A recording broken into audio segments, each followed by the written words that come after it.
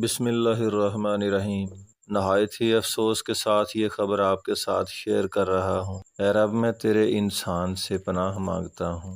سانگڑ کے ورکشاپ علاقے میں بااثر وڈیرے نے فصل میں گھسنے والے اونٹ کی ٹانگ کاٹ کر الگ کر دی۔ اونٹ کا مالک کٹی ہوئی ٹانگ لے کر پریس کلب پہنچ گیا۔ مالک کا کہنا ہے کہ پولیس مقدمہ درج نہیں کر رہی۔ ٹانگ کٹنے کے بعد زخمی اونٹ کی آنکھوں سے مسلسل آنسو بہہ رہے ہیں۔ وہ بیچارہ خدا سے مخاطب ہو کر یہ کہتا ہوگا کہ اے رب، میں تیرے انسان سے پناہ مانگتا ہوں۔ انسان جب کبھی ظالم ہو جاتا ہے تو وہ درندوں سے بھی زیادہ خونخوار ثابت ہوتا ہے۔ بے زبان اونٹ کی ٹانگ کاٹنے والے سندھ کے اس ظالم وڈیرے کی تصویر آپ دیکھ سکتے ہیں۔ اس کا عمل دیکھ کر شیطان بھی سوچ رہا ہوگا کہ یہ انسان تو خونخوار درندوں سے بھی زیادہ ظالم بن جاتا ہے۔ ظالم یہ سوچ لیتا کہ یہ اونٹ حضرت محمد صلی اللہ علیہ وسلم کے زمانے میں عربوں میں کثرت سے پائے جاتے تھے۔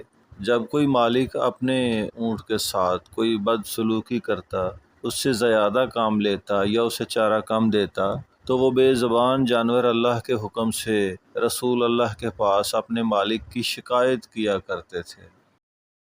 حضرت صالح علیہ السلام کی اونٹنی کی ٹانگیں کاٹنے والا ایک وہ شخص جس کے بارے میں تاریخ بتاتی ہے کہ اس کی ماں زانی تھی، یعنی کہ یقیناً وہ شخص حرامی ہوگا جس نے حضرت صالح علیہ السلام کی اونٹنی کی ٹانگیں کاٹی تھیں، پھر اسے ذبح کیا تھا، پھر اس بستی پر عذاب آیا تھا، وہ قوم غرق ہو گئی تھی۔ بنی اسرائیل کے یہودیوں نے وہ عمل کیا تھا۔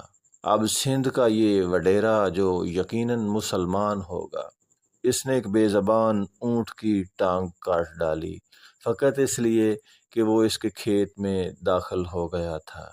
قربانی کا دورہ ہے، عید الاضحیٰ آنے والی ہے۔ لوگ ان جانوروں کو بڑے لاڈ پیار سے مہنگے داموں خرید کر سنت ابراہیمی ادا کرنے کے لیے، یعنی قربانی دینے کے لیے حاصل کر رہے ہیں، اور اس ظالم نے اس بے زبان کی ٹانگ کاٹ دی۔ پولیس مقدمہ درج نہیں کر رہی۔ نہایت ہی افسوس کہ انسان کو کیا ہو گیا ہے، انسانیت نام کی کوئی چیز باقی نہیں رہی۔